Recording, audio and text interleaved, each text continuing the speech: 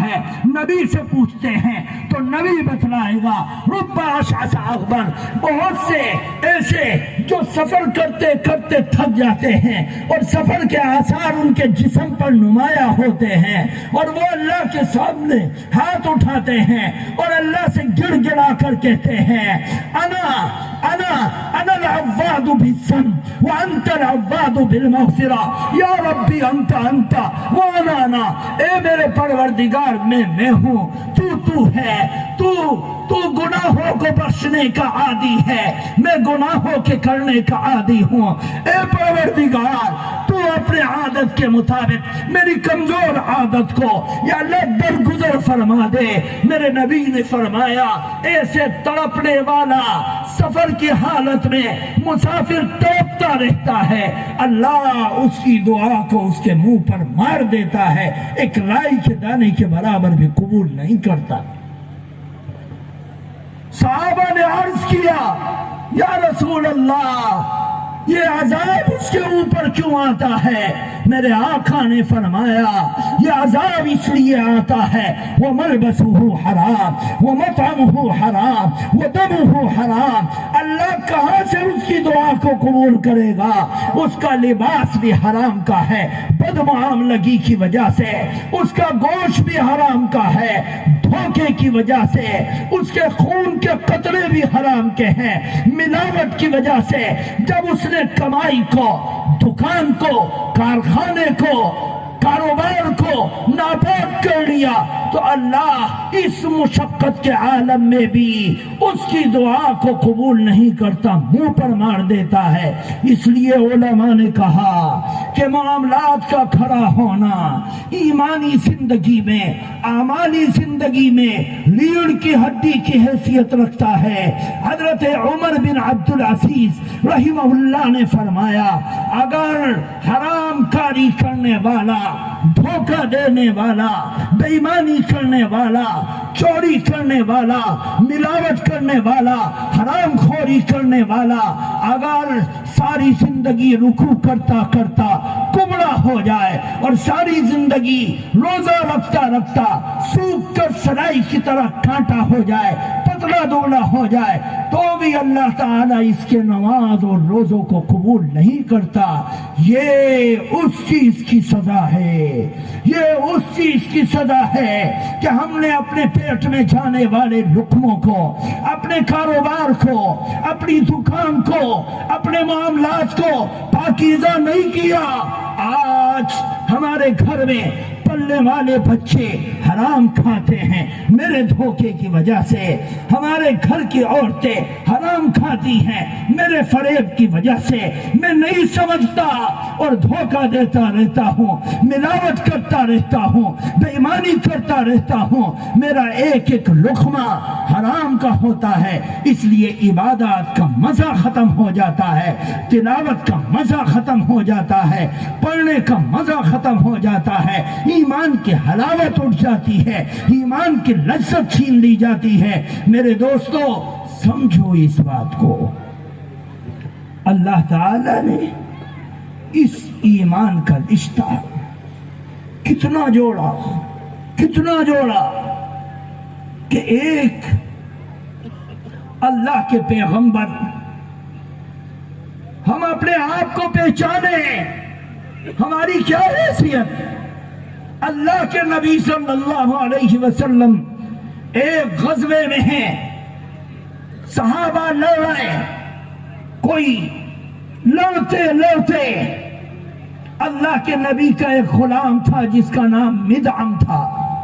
ایک صحابی نے آپ کو ہدیہ کیا تھا، وہ غلام بھی لڑ رہا ہے، لڑتا وہ غلام شہید ہو گیا۔ صحابہ آئے اور عرض کیا یا رسول اللہ آپ کا غلام جنت کے بالا خانوں میں پہنچ گیا۔ تعزیت کر رہے صحابہ، اللہ کے نبی سر جھکائے بیٹھے صبر کر رہے، لوگ جنت کی بشارت سنا رہے۔ جبریل تھوڑی دیر کے بعد آئے اور آنے کے بعد عرض کیا یا رسول اللہ آپ کا وہ غلام جو آپ کی خدمت کرتا تھا، آپ کی خدمت کرتا تھا، آپ کی نظروں کے سامنے رہتا تھا، یا رسول اللہ وہ آپ کا غلام، اس غلام کے اوپر میدان جنگ کی ایک رسی عذاب بن رہی ہے، ایک رسی عذاب بن رہی ہے۔ صحابہ نے عرض کیا یا رسول اللہ وہ رسی کیسی تھی جو عذاب بن رہی؟ فرمایا اس نے مال غنیمت میں سے جو مسلمانوں کا مال تھا بغیر مسلمانوں کی اجازت کے جب لڑتا لڑتا اس کا تسمہ ٹوٹ گیا، اس تسمے کو باندھنے کے لیے مال غنیمت کی رسی بغیر مسلمانوں کی اجازت کے اٹھا لیا اور استعمال کر لیا، وہی رسی اس کے لیے عذاب بن رہی ہے اور جنت میں جانے سے روکے ہوئے ہے۔ میرے دوستو، ہماری کیا حیثیت؟ ہم کس کھیت کے بٹوے ہیں؟ ہماری کیا ویلو؟ ہم کن نمازوں پر اعتماد کرتے ہیں؟ ہماری نماز صحابہ کی نماز سے آگے نہیں، ہمارے سجدے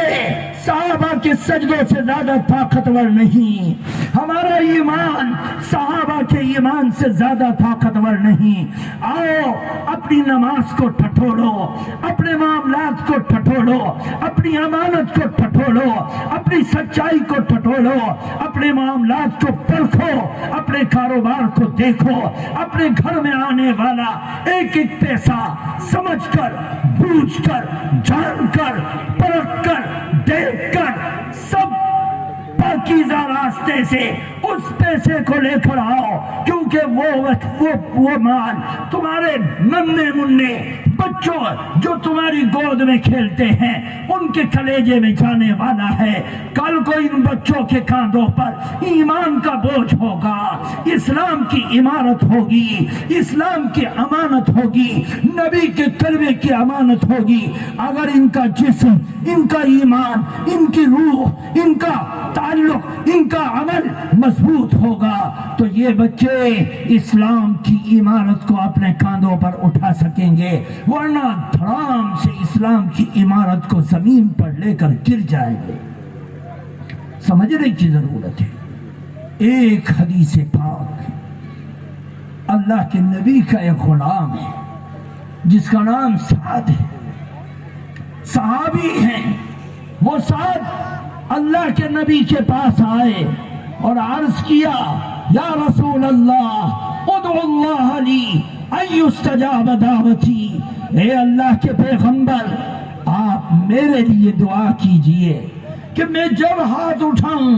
اور اللہ سے دعا کروں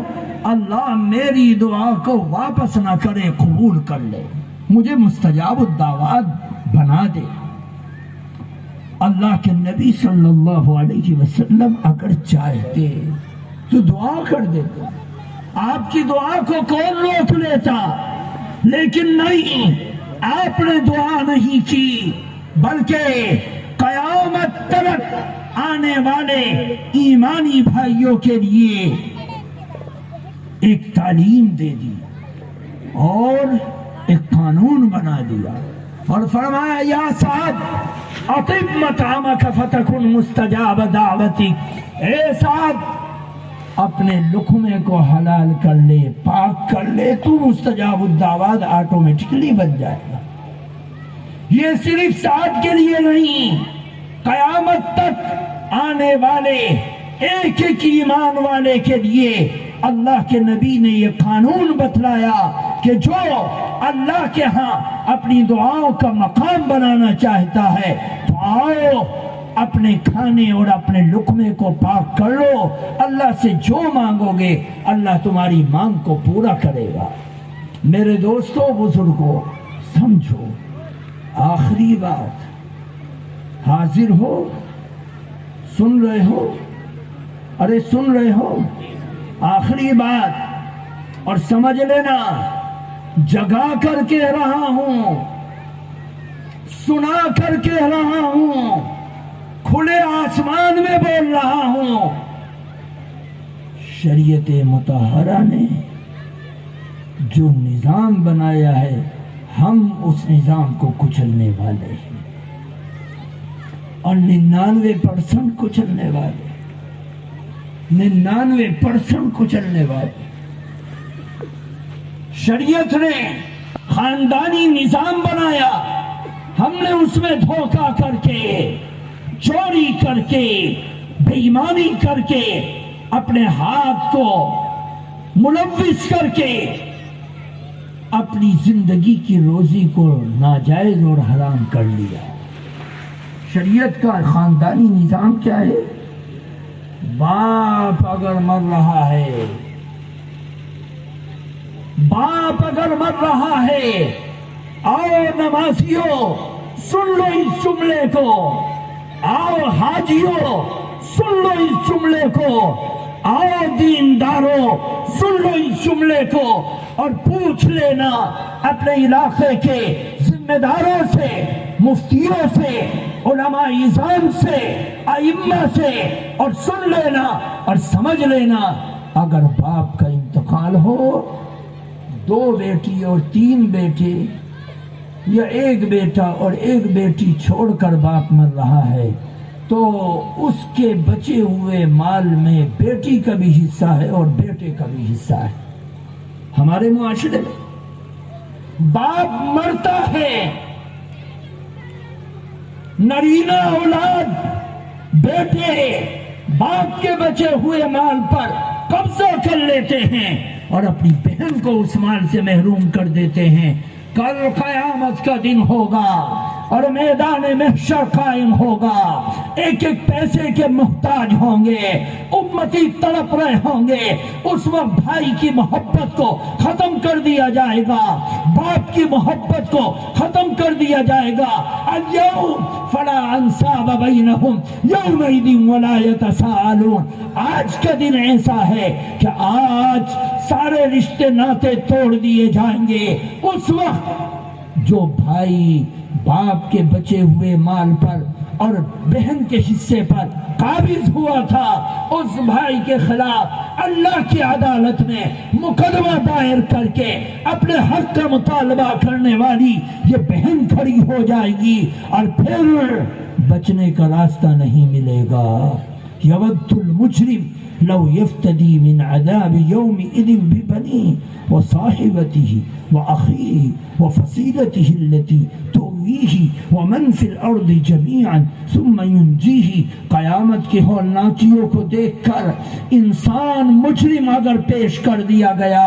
تو قیامت کے دن وہ مجرم اللہ کے دربار میں روتا ہوگا، گڑ گڑاتا ہوگا، یا اللہ میری بیوی کو میرے بدلے لے لے، میرے بچوں کو لے لے، میری دولت کو لے لے، میرے دھن کو لے لے، ساری کائنات کی دولت کو لے لے، مجھے چھوڑ دے۔ اللہ کہتا ہے کلا انہا لظا، کلا انہا لظا، ہرگز نہیں، آج یہاں کچھ نہیں چلے گا، یہاں تو اچھے اعمال چلیں گے، وہ پیش کرو۔ میرے دوستو، جو باپ کے انتقال کے بعد جو بھائی ناگ بن کر بہن کی دولت پر، بہن کے حصے پر بیٹھ گئے، کل قیامت کے دن کیا جواب دیں گے؟ کل قیامت کے دن کیا بولیں گے؟ کل قیامت کے دن کیا ہوگا؟ یہ بہن کھڑی ہو جائے گی، اللہ نے، شریعت نے حصہ رکھا ہے، اگر اس حصے کو نہیں دیں گے تو قیامت کے دن پکڑے جائیں گے۔ شیخ الاسلام مولانا حسین احمد مدنی رحمت اللہ علیہ کا جب وصال ہوا، انتقال ہوا، تو ان کے ایک خادم تھے، آسام کے رہنے والے تھے، جب وہ پڑھ رہے تھے دارالعلوم میں، فارغ ہو گئے، اپنی آنکھوں کو ملتے ہوئے حضرت کے سب سے بڑے صاحبزادے فدائے ملت مولانا اسعد مدنی رحمت اللہ علیہ کے پاس آئے اور حاضر ہو کر کہنے لگے، حضرت میں نے آپ کے والد کی خدمت کی، میں آپ کے والد کا عاشق ہوں، آپ کے والد میرے استاذ تھے، اب ہماری آنکھوں سے وہ اوجھل ہو گئے، حضرت میں اپنے گھر کے لیے جا رہا ہوں اور دیوبند چھوڑ کر جا رہا ہوں، حضرت میں یہ چاہتا ہوں کہ حضرت کے بچے ہوئے حصے میں سے کوئی ایک ٹوپی یا کرتا مجھے دے دیا جائے، میں اس کو دیکھ کر اس سے برکت حاصل کروں اور اس سے دلوں کی تسکین کر لوں۔ حضرت دے دو۔ حضرت نے فرمایا، جو بات فرمائی، اے لوگوں، اے جاننے والوں، اے حج کرنے والوں، نماز پڑھنے والوں، ایمان کی دہائی دینے والوں، کلمہ پڑھنے والوں، اللہ اور اس کے رسول کی محبت کرنے والوں، آؤ اس چیز کو سمجھو، آؤ اس کو پرکھو، آؤ اس کو دیکھو۔ کیا معاملہ تھا کہ حضرت فدائے ملت فرماتے ہیں، مفتی صاحب سنیے، میرے چھوٹے چھوٹے بھائی اور بہن ہیں جو نابالغ ہیں، میرے باپ کا بچا ہوا، آپ ایک کرتا مانگتے ہیں، خدا کی قسم میں اس کرتے کا ایک دھاگا بھی نہیں دے سکتا، کیونکہ حضرت شیخ الاسلام کے بچے ہوئے ترکے میں جس طرح میرا حصہ ہے، اسی طرح کل کے کل مال میں میری بہنوں کا بھی حصہ ہے، میرے نابالغ بھائیوں کا بھی حصہ ہے۔ جب وہ بالغ ہوں گے، جب وہ اجازت دیں گے تو میں آپ کو کچھ دے سکتا ہوں، اس سے پہلے حضرت کے ترکے میں سے کوئی ایک کپڑے کا دھاگا بھی میں آپ کو نہیں دے سکتا۔ میرے دوستو سمجھو، ہم حرام خوری میں لگ گئے، آج اس حرام خوری کی وجہ سے ہمارے گھروں کے اندر سکون نہیں رہا، ہم پریشان ہیں، دقت میں ہیں، الجھن میں ہیں۔ اس لیے ضروری ہے، اسی لیے کہا جاتا ہے نماز کا مقام اپنی جگہ، قرآن کی تلاوت کا مقام اپنی جگہ، روزے کا مقام اپنی جگہ، لیکن نماز کو اگر ثواب کے طور پر پڑھنا ہے، یہ تو ہم فرض اتار رہے، روزہ رمضان کا رکھ کر فرض اتار رہے، لیکن جو نفلی نمازیں ہیں، جو نفلی روزے ہیں، جو صدقات ہیں، جو خیرات ہیں، جو نفلی حج ہیں، یا نفلی عمرے ہیں، یا طواف ہے، میرے دوستو اس کی قبولیت کے لیے ہمارے پیٹ میں پاکیزہ مال کا ہونا ضروری ہے۔ اگر ملاوٹ، دھوکہ، بے ایمانی، چوری، چغلی، بددیانتی اگر ہمارے معاشرے میں ہوگی تو خدا کی قسم یہ سارے کے سارے ثواب کے کام ہمارے منہ پر مار دیے جائیں گے۔ اللہ تعالی ہمیں سمجھنے کی توفیق عطا فرمائے، خیر سے مالا مال فرمائے، شر سے محفوظ فرمائے۔ اس جلسے کو جس ادارے کی نسبت پر یہ پروگرام منعقد ہوا ہے، اللہ تعالی اس ادارے کو خوب عروج عطا فرمائے، بد نظری اور ہر طرح کی شر و فتن سے ادارے کو چلانے والوں کی، ادارے کی فکر رکھنے والوں کی، ادارے کا تعاون کرنے والوں کی مدد اور نصرت فرمائے۔ ہم سب کو سننے اور کہنے سے زیادہ علم و عمل کی توفیق عطا فرمائے۔ سبحان اللہ و بحمدہ، سبحانک اللہم و بحمدک، ونشہد ان لا الہ الا انت ونستغفرک ونتوب الیک، وصلی اللہ